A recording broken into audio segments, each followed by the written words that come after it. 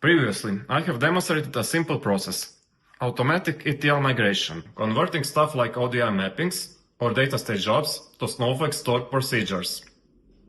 But automatic ETL generation is hardly limited just to Snowflake. If you use stored procedures to implement a transform step in ETL, or ELT for that matter, you can create a template procedure for any technology.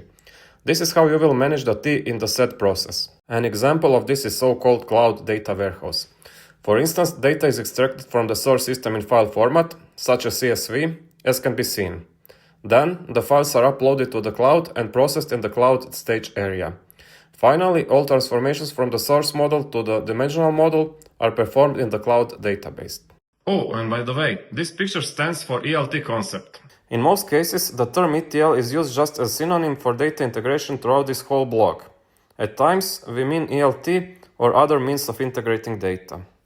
For the transform part, you have a couple of options. The one way is to make use of stored procedures, which are nothing else but SQL statements enclosed in a series of controlled and supervision structures.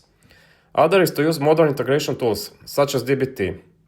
We shall cover dbt in one of the following articles, and for now, we shall focus on generated stored procedures.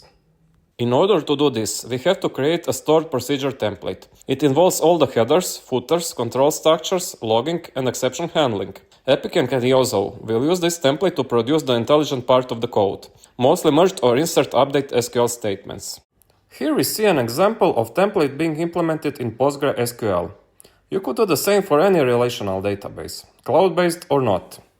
Simply open the source integration routine to convert it to our proprietary meta format. Select File, click. Select the generated file in EPIC Ingenioso target generator. Click Start, and that's it.